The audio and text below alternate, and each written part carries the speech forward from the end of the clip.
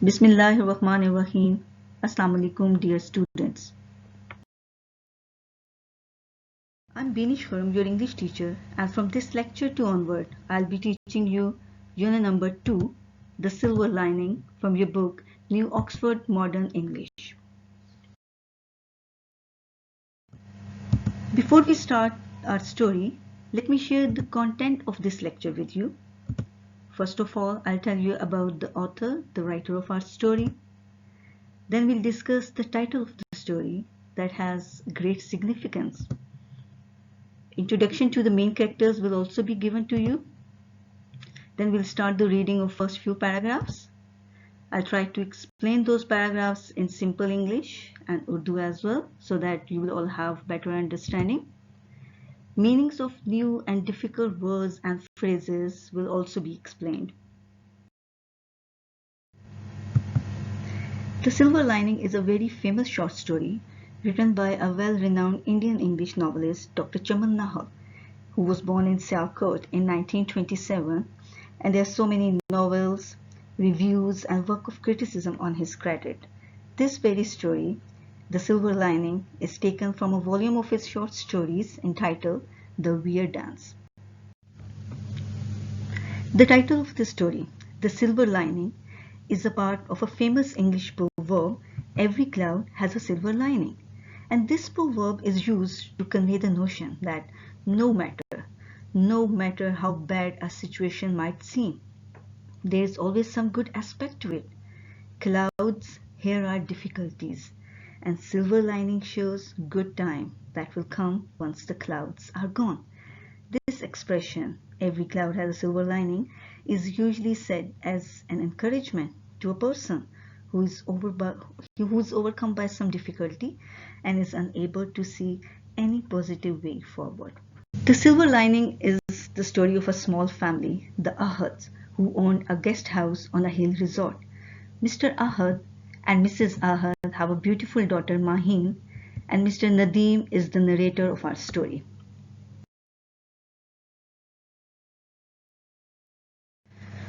Well, students, this is the very first paragraph of our story. First, I'll read it to you.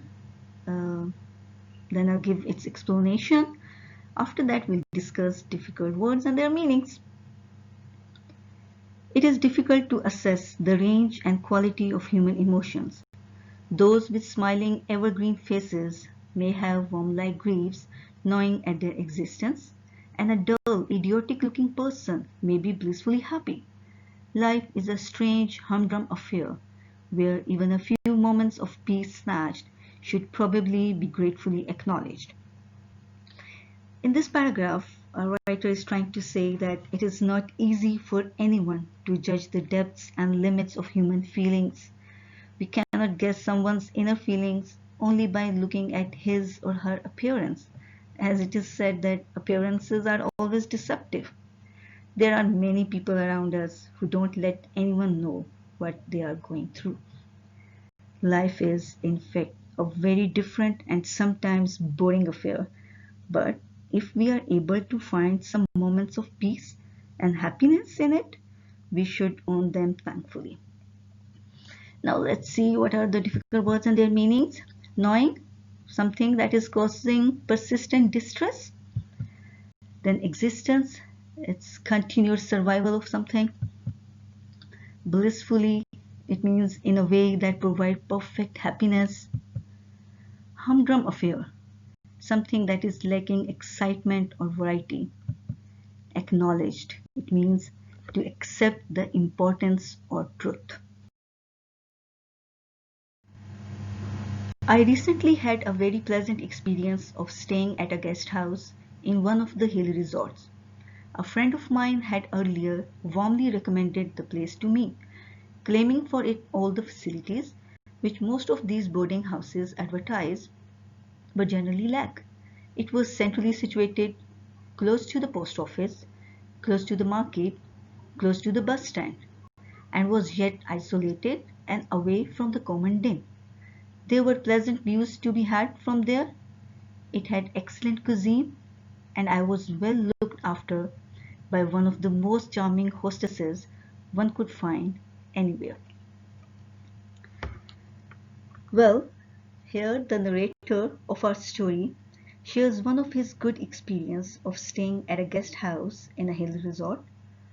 One of his friend had actually told him warmly to stay there.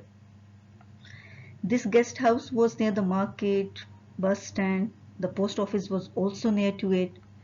Though it was located at a central place, yet the surrounding was a very calm and peaceful place, which was away from the noise of people and traffic. The views around the guest house and the food of the guest house were excellent. The hostess was a graceful, charming lady. Well, the meanings of difficult words are hill resorts, a mountainous place to holiday. Warmly recommended means to suggest in an approving way. Claiming, to state to be true. Advertise means to make known of. Isolated, away from other places. Din means noise. And cuisine, it means style of cooking or kitchen arrangements. I discovered that the place exactly corresponded to the details described, but it was the hostess particularly and her husband and their daughter who were really proved to be the center of attraction to me. The lady had a very pleasant face, all smiles and kindness. The husband was a huge swarthy man with large bony limbs. He was extremely well mannered. Here the narrator found out that the guest house and its surroundings had all the qualities which were claimed and mentioned by his friend, and due to which he was attracted and came to stay there. The narrator here he gives us the introduction of the three persons who were there. In all these three persons, the little girl was the focal attraction for him. He liked both the husband and wife as well. The lady had a kind, smiling face, while the husband, a huge, dark complexioned man, he was also a very well-mannered person. Alright, the difficult words are corresponded. It means very close similarity, particularly, especially, center of attraction. It's a phrase, it means someone whom everyone notices.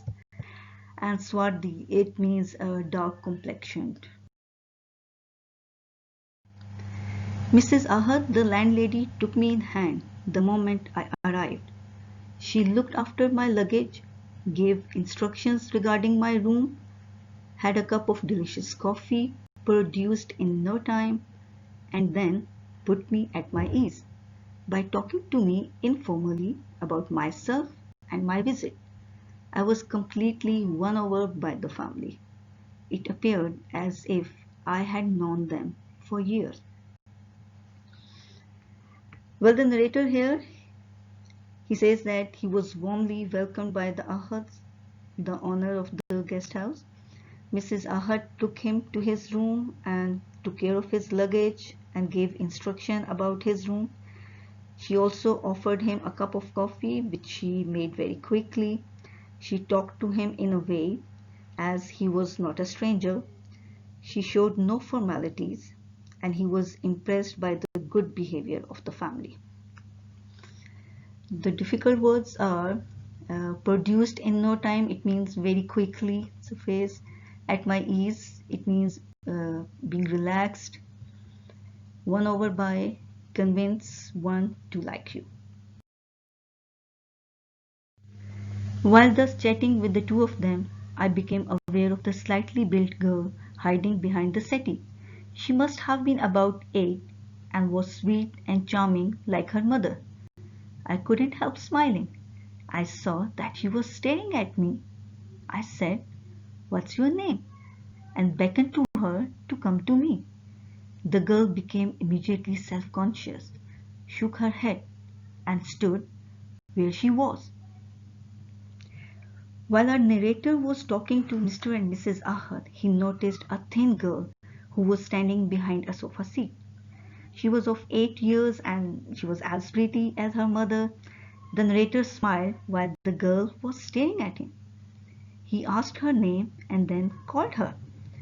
She at once got shy and confused. She refused by shaking her head. Well, difficult words and phrases are became aware of, to notice something. Slightly built, thin and not very strong. Settee, it means a long seat of sofa for more than one person.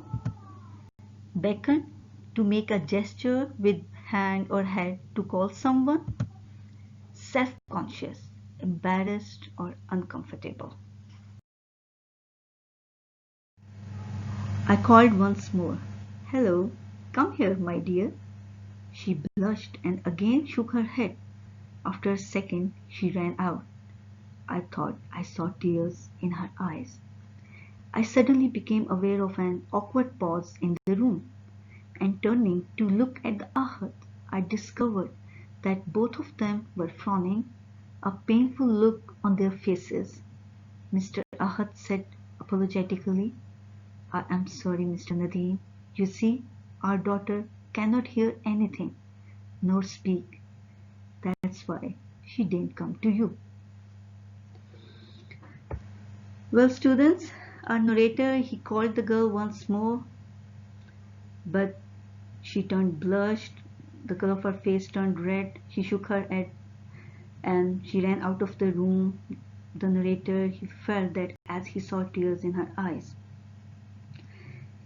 Suddenly he realized a very strange silence in the room, and when looked at Mr. and Mrs. Ahad, he found that they were having an unpleasant and somehow painful look on their faces. Then Mr. Ahad told our narrator that the girl had not come to him because she could not understand anything, as she was deaf and dumb. There are a few difficult words. Awkward pause, it means uncomfortable silence. Frowning, it's an expression of displeasure by furrowing brows. Apologetically, it means regretfully accepting fault. Alright, dear students, on this unexpected situation in our story, I stop my lesson.